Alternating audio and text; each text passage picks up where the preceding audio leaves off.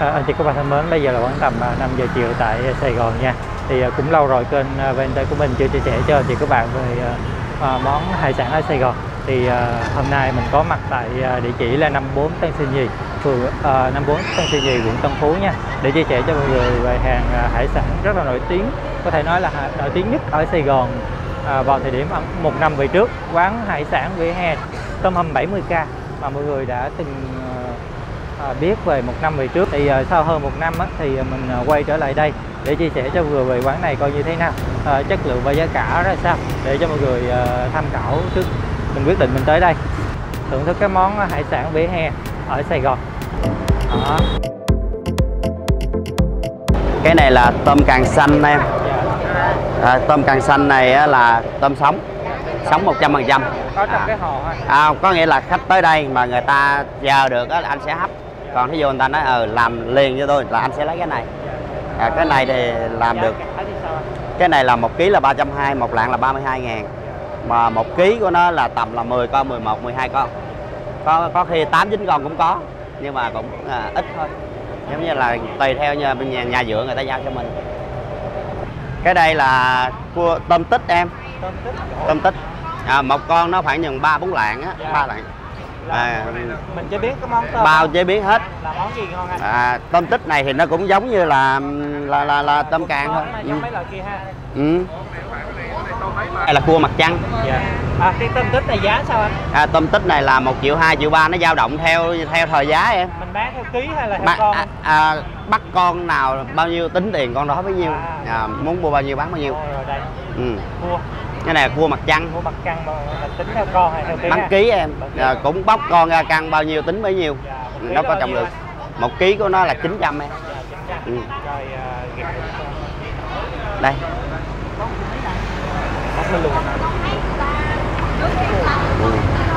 Đây là ghẹ gì vậy? Cái này là ghẹ xanh em. Ghẹ xanh. Hồi trước là ghẹ đỏ anh bán nhiều mà dạo này ít hàng. Giá thì 800 em. 800.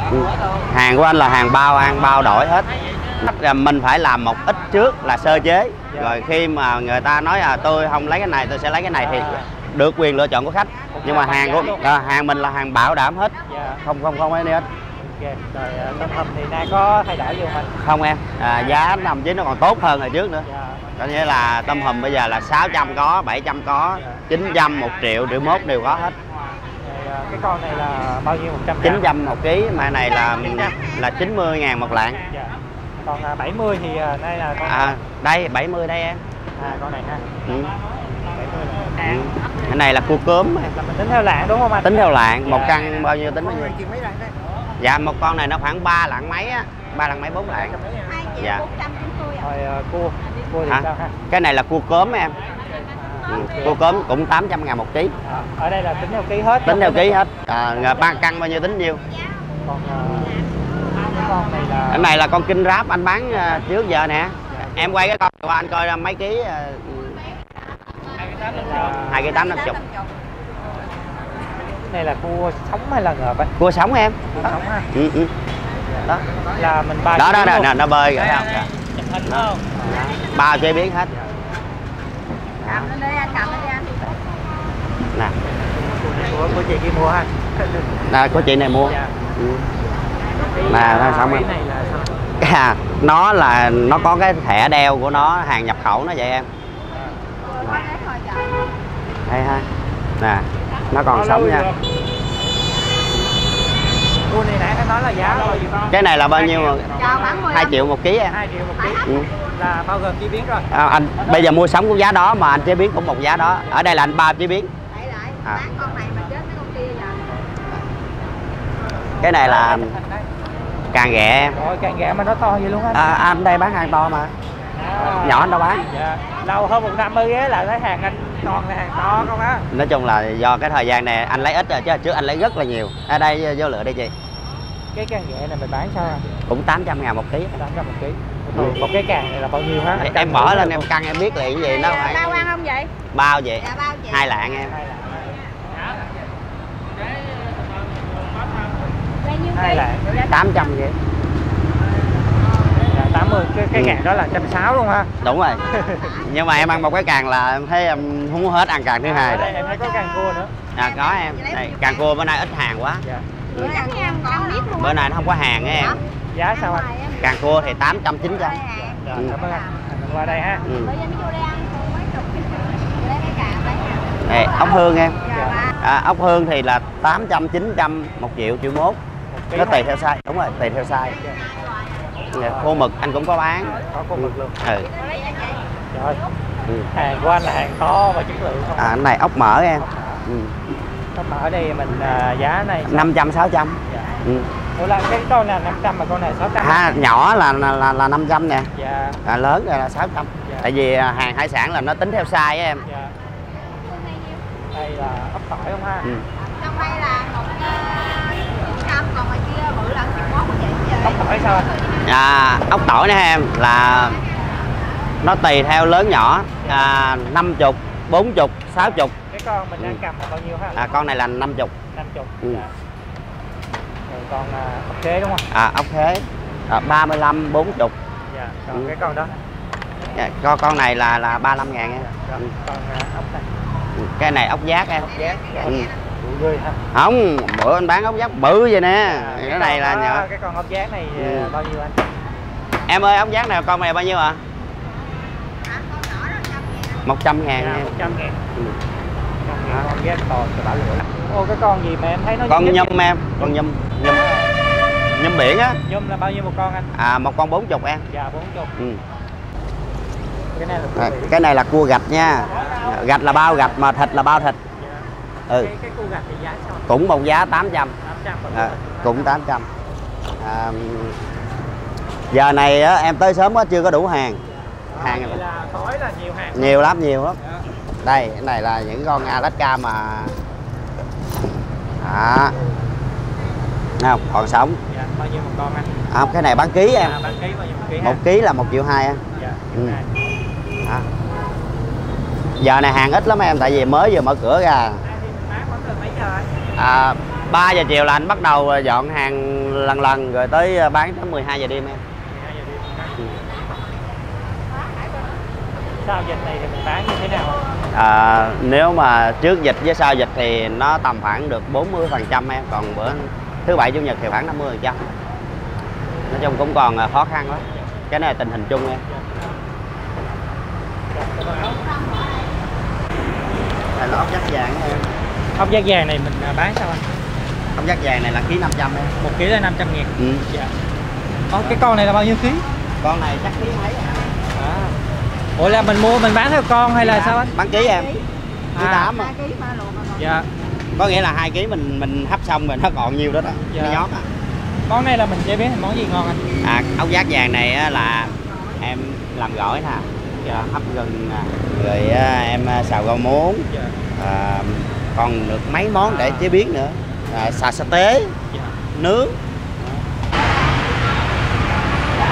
Chị nói là do mình đi sớm mà cứ 6 giờ thì nó chất lên còn lửa rất hấp dẫn. Còn đây là cái không gian để mình ăn. Lúc trước thì mình đang ngồi trên vỉa hè thì bây giờ là có tiệm ngồi rất là lịch sự luôn. Mình phải kiểm đồ có đạt không mình mới đem vô chế biến. Là khi mà lửa đây là anh sẽ kiểm lại. Kiểm lại. Dạ. Mình kiểm bằng cách nào anh? Đây em, cái càng ghẹ là nó phải đầy. Dạ. Nó phải đầy, còn nó ốp đó là không có thể nào bán được đâu. Nếu nó đầy thì mình cắt thịt ra nó tươi, nó đầy. Nếu mà nó bị ốp là mình đổi càng khác. Dạ, ốp rồi đó càng khác. Còn tôm hùm đây mình cũng kiểm tra tại chỗ luôn ha. Kiểm tra tại chỗ luôn rồi. Đó. Như vậy là hàng đạt yêu cầu ha. Đẹp. Dạ, ok. Bây giờ sớm quá cái bếp của anh chưa có mang ra đây. Dạ. Đây. Ví dụ như cái này là mình làm gì anh? Hấp. Là hấp xong rồi anh mới chế biến cho người ta em. Dạ, hấp tại chỗ luôn ha. Ở đây là mình phải để ở đây mình hấp. Dạ. Đó. Giống như cái này là con kinh ráp hồi nãy chị mới vừa mua. Thì bây giờ mình đem ra mình hấp rồi mình mới chế biến cho người ta. Dạ. Tại vì đồ của người ta mà những hàng cao cấp nó không thể đem cho bếp trong. Cái này là sốt me của anh. Dạ, sốt me ha. Sốt me này là đắt sẵn ha. Dạ. Ở ngoài này là mình chỉ làm 3 món thôi. Dạ. Còn ở trong nhà thì làm nhiều món. Dạ. Cái này là nước sốt tỏi. Sốt tỏi. Đây, sốt tỏi. Sốt me, sốt tỏi. Còn này là sốt trứng muối. Dạ, sốt trứng muối. Đây. Ok. Còn cái tỏi này là mình làm gì? Tỏi này là cái gia vị. Gia vị. Gia Dạ. vị. Cái này là gia vị hết, lát Dạ. anh làm này. Ok. Còn cái món em thấy có món tép mỡ ha. Cái này là cái tép mỡ này là để nó làm đi kèm với cái gia vị chung với tôm Dạ, ok. Chút xíu anh làm em sẽ thấy. Đây.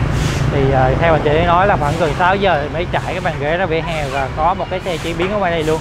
Thì mình cũng đợi bây giờ cũng gần 6 giờ và sẽ quay cho mọi người về cái giống như hồi năm rồi mình quay cái khâu chế biến ở trên vỉa hè cho nó gần gũi hơn. Có mặt lớn nữa không ai?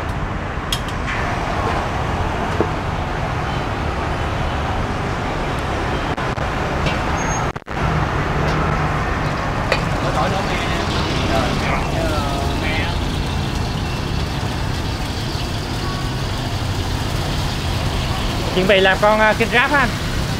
Dạ. Cua.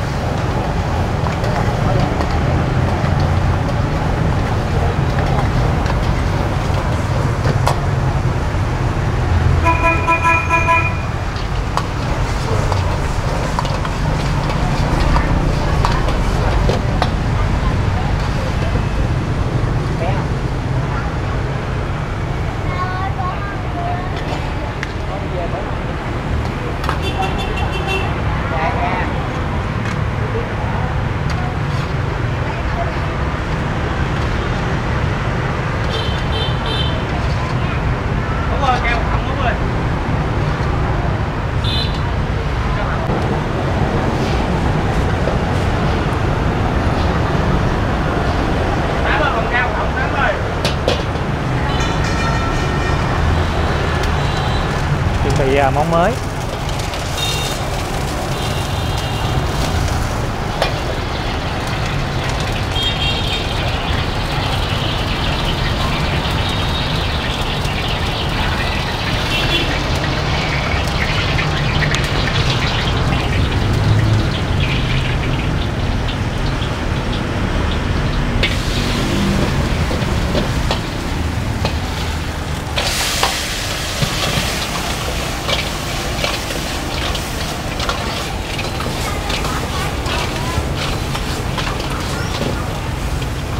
Mình phải xào về nó mới thấm con cua em. Dạ.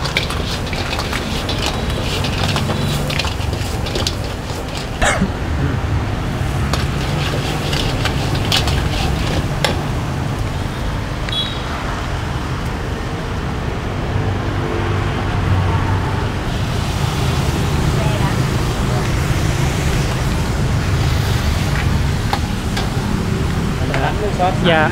Nó sẽ nhanh hơn. Dạ. Rồi, bỏ me vô cái nó thơm lên. Cua này là hồi nãy là mình đã luộc rồi ha. Dạ, hấp xong.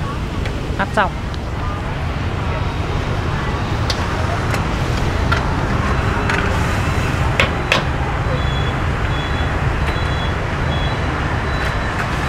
Ở đây khách ăn cái tép mỡ. Dạ.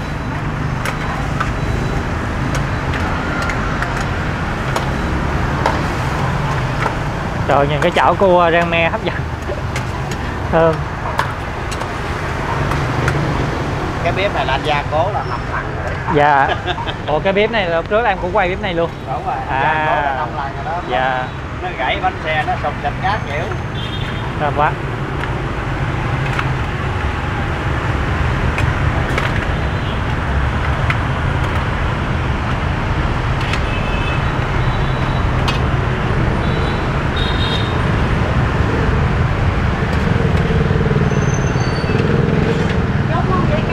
Còn đây là cái món càng ghẹ của mình, tôm của mình.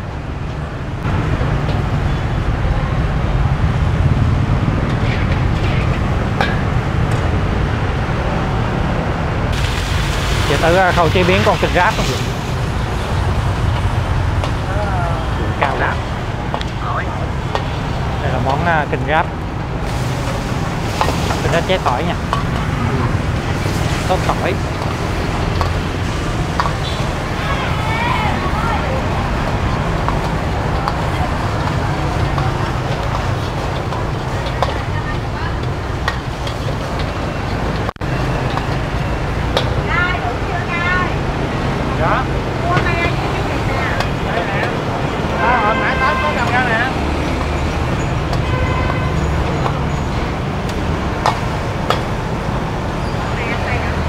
Ừ, cái đó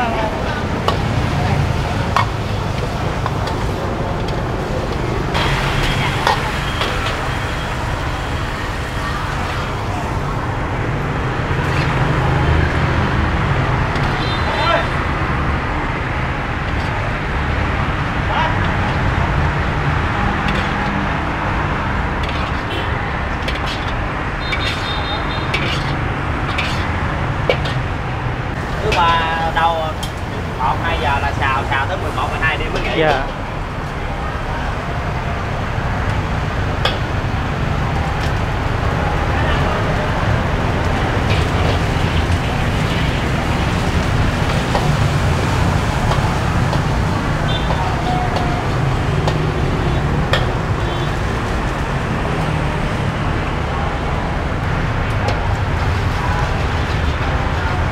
Đây là món kinh ráp.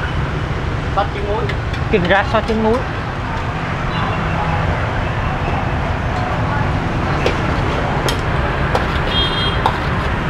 Món kinh ráp sốt trứng muối mọi người.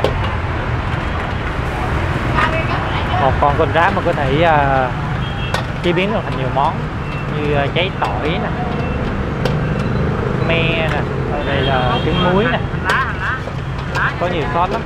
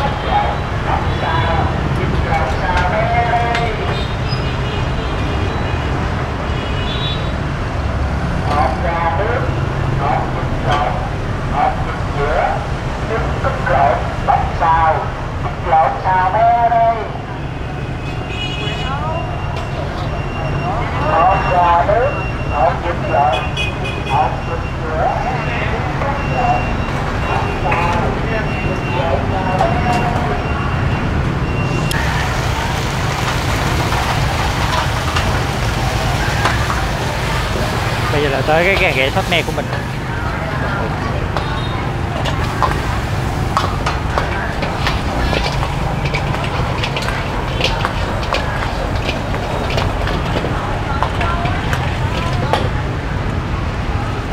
Mấy cái thùng muối sốt là phía sau rồi.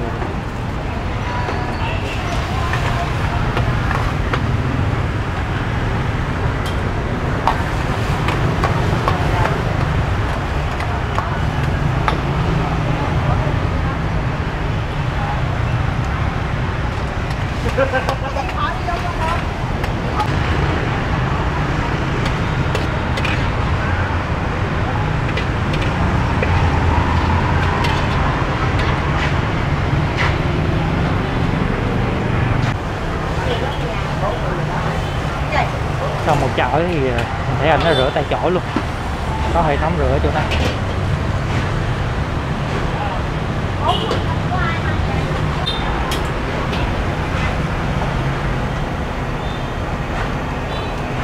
Do tình hình dịch bệnh thì mình đi quay thì ở chỗ nào cũng ảnh hưởng hết mọi người.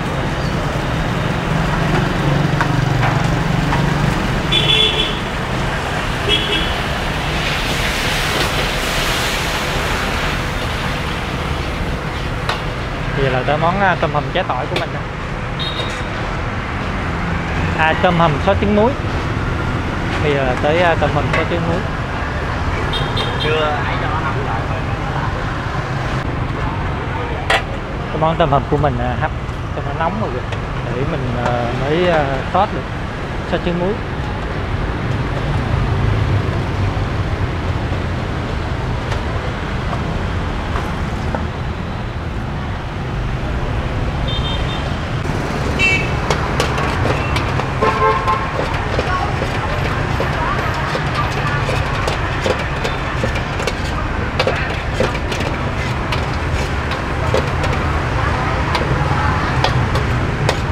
Rất là nhanh bán cho nó xong. Dạ.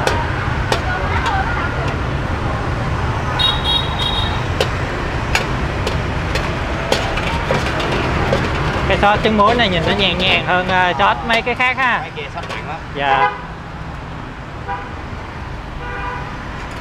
Giữa ba cái sốt đó là sốt nào mình bán là nó ưu tiên khách hàng người ta chuộng nhiều hơn anh? Trái tỏi nha. Trái tỏi ha. Trái tỏi là nhiều nhất. Dạ. Vậy là me. Dạ. Mấy cái này đó cần phải đánh cái lượng nhanh. Dạ. Rồi ok mọi người ơi, thì hơn 1 năm thì mình mới quay lại quán hải sản vỉa hè. Thì đây là anh chủ ha. Dạ. Thì hôm nay thì mình có nhờ anh chủ làm như đây món này để chia sẻ lại cho mọi người xem. Tôm hùm. Tôm hùm sốt bơ tỏi. Tôm hùm sốt bơ tỏi mọi người. Đây là con tôm hùm là 70.000 100 gram này, con tôm hùm này. Đó, có cái con này là 3 lạng. 7321, vậy là con này là 201. Anh chế biến dạ. miễn phí. Dạ, bao gồm chế biến luôn. Có nghĩa là mua đem về cũng vậy à. Rồi. Con này là 201 mọi người. 100 gram là 70.000. Tí nữa mình nè. Đây là tôm hùm sốt trứng muối. Đó, trứng Ta muối. gọi là sốt hoàng kim mấy em. Dạ, hoàng kim trứng muối nó là một ha. Một à. Dạ. Rồi cái con Cũng này vậy nãy là bao nhiêu cân à? Cũng bằng con này Dạ, à. dạ. Đây. Nó xê xịt không bao nhiêu đâu.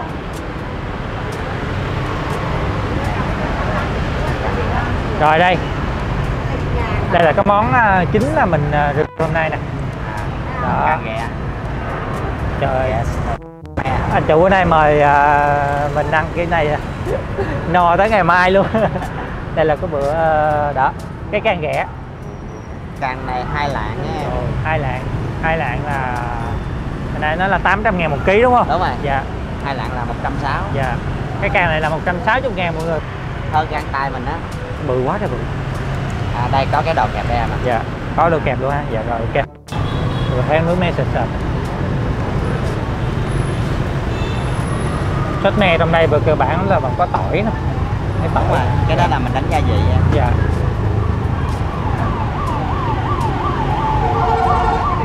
Trời, chua ngọt rất là đậm đà mọi người.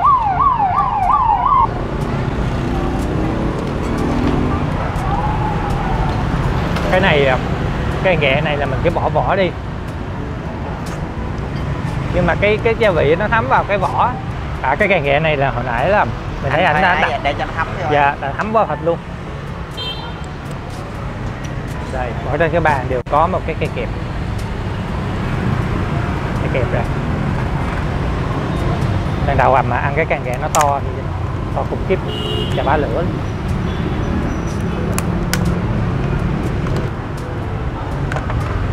Thịt này. Để lại thịt này đi.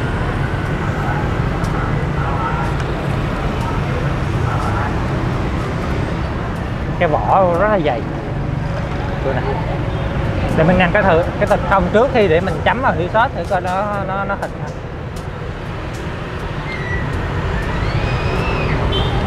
Cái vị mặn mặn giống như của nước biển quá không? Đúng rồi. Về cái bản thịt tươi mọi người ngọt, nhưng mà nó vẫn có một cái vị mặn mặn của nước biển trong đây.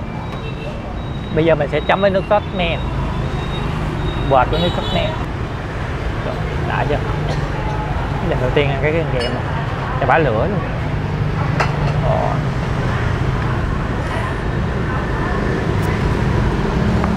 Đã đi.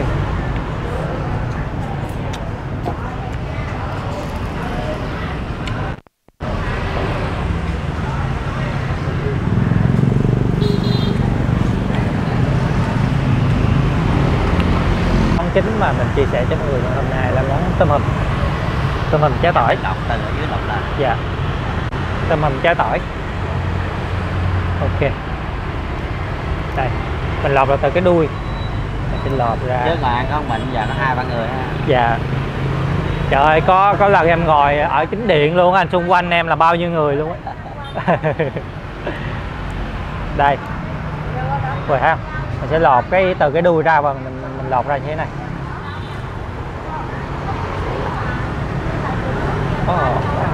Trái tỏi nha. Đó. Mình rất thích ăn cái đầu á, tại vì cái đầu thường nó béo hơn.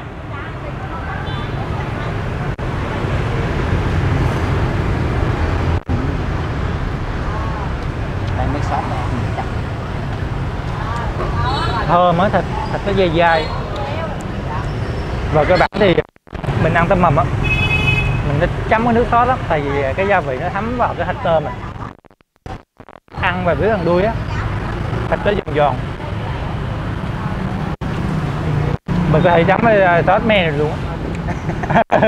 Phá cách quá hả? Dạ. Cái sốt me chua chua ngọt ngọt á, ngon. Đó.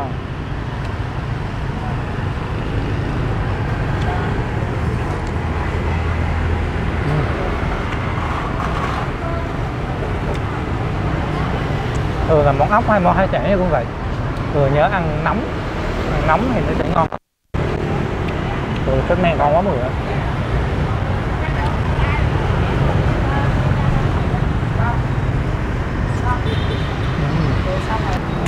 Vì ăn cái đầu nó béo ngậy luôn.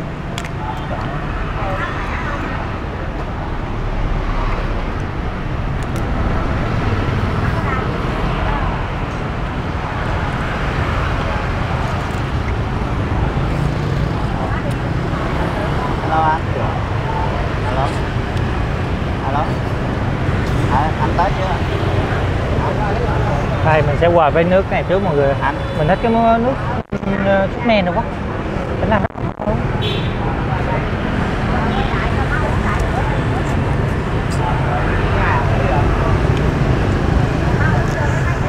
anh tới chưa? Dạ. Rồi anh Tâm đâu?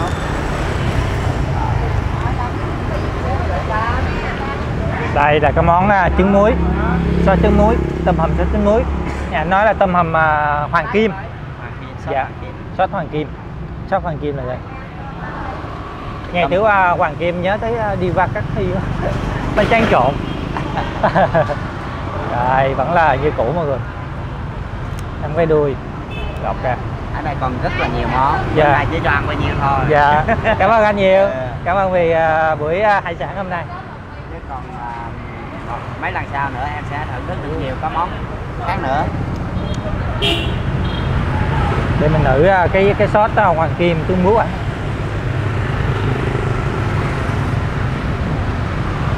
Ồ, khá là bùi ha.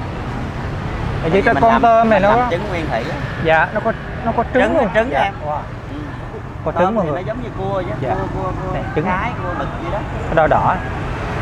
Đó, mình ăn cái đầu được. Giống như hầm Alaska vậy, nó có con có trứng, có con có gạch. Rồi. Đúng không? Trứng thì nó sẽ đỏ, rồi. Và gạch thì nó sẽ màu xanh xanh. Để có trứng mọi người. Vừa có trứng muối và vừa có trứng tôm hùm nữa. Thấy không? Đỏ đỏ này. Này dễ đậu thai lắm. Dạ.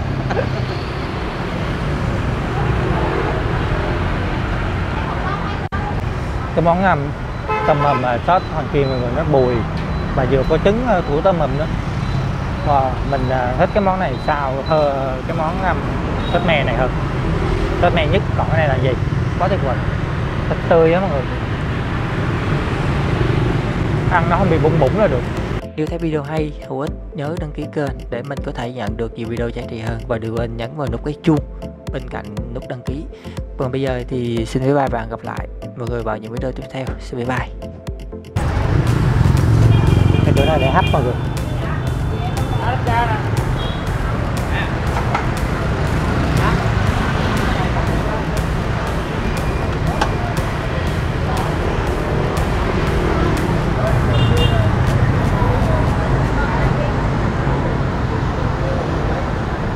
Có một cái nồi hấp bên này mọi người. Đó mọi người ăn sống hấp thì mình bỏ vô để hơi lâu tí.